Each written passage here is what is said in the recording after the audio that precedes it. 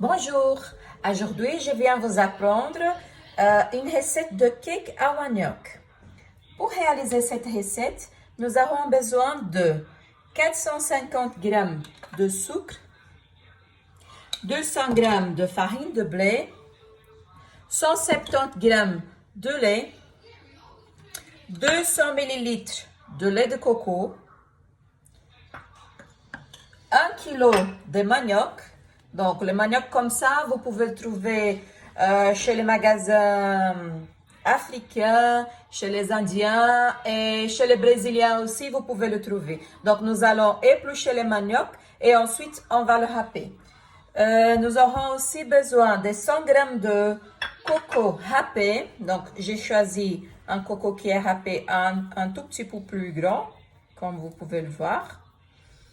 Et nous aurons besoin aussi de 50 g de fromage râpé.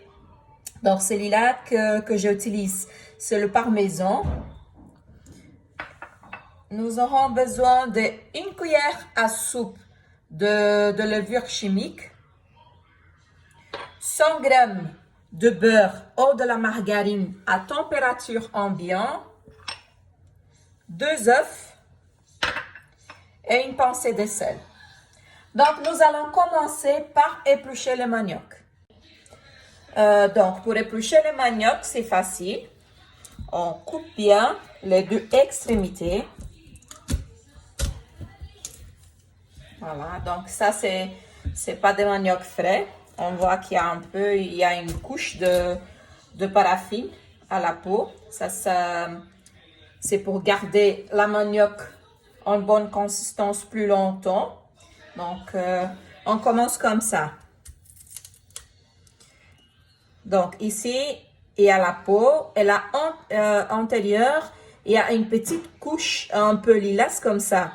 C'est là, on ne mange pas. Il faut enlever avec la peau et on le fait comme ça. Voilà, elle sort facilement. Donc, on va éplucher de cette façon toutes les manioc. Voilà, la manioc, elle est bien propre, comme vous pouvez le voir. On va le couper en deux. Voilà. Et on va le faire râper avec ceci, sur cette partie-là, la plus grosse. On va râper toute la manioc ici. Donc, j'ai coupé ma manioc en 4 parties, comme ça. Et on va simplement le râper comme ça. Si vous avez des machines à la maison, vous pouvez aussi l'utiliser pour faire ce processus-là. Mais moi, j'évite en fait de salir toutes mes machines et tous mes vaisselles, quoi. Et je préfère faire comme ça. Mais là, c'est à vous de choisir. Donc, on va faire râper toute la manioc jusqu'à que ça devienne 1 kg de manioc râpé. Voilà, j'ai fini de râper mon manioc et maintenant je vais la réserver parce qu'on va mixer les autres ingrédients pour après venir mélanger dans cette manioc râpée. Voilà, dans mon mixeur, je vais mettre le lait, le sucre, le lait de coco, les œufs, ma pincée de sel, voilà, et le beurre, et la farine de blé, la levure, le coco râpé et le fromage râpé, nous allons mélanger après. Donc, cela, on laisse de côté et on va mixer ces ingrédients ici. Voilà. On a fini de mixer. On va verser le contenu de mixeur sur la manioc râpée. Donc ici, j'ai changé, j'ai pris une bassine qui est un peu plus grande. Donc je vais verser mon contenu ici. Et je vais mélanger avec l'aide d'un fouet. Donc, on va bien mélanger.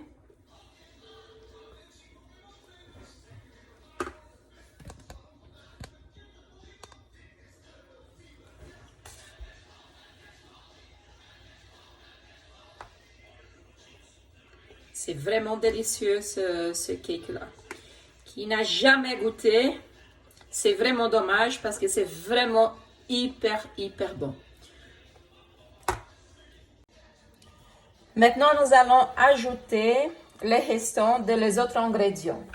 Donc, on va mettre d'abord la farine de blé.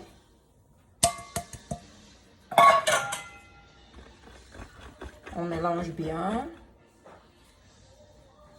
C'est comme un cake traditionnel, hein? C'est juste les ingrédients qui changent. Donc, on mélange bien la farine. On ajoute le fromage râpé. On ajoute le coco râpé. Et on mélange.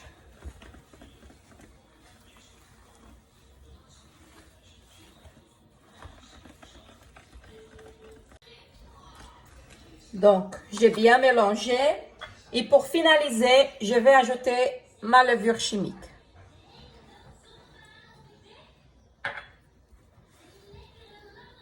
Et on mélange délicatement. Et voilà, notre cake de manioc, il est prêt pour aller au four. Je vais le mettre dans une forme maintenant, dans une moule. Voilà, notre gâteau il est fini. Maintenant, nous allons verser notre gâteau dans une forme bien graissée avec de la margarine ou du beurre. Et nous allons faire cuire dans le four préchauffé à 180 degrés. Plus ou moins pour 40-45 minutes.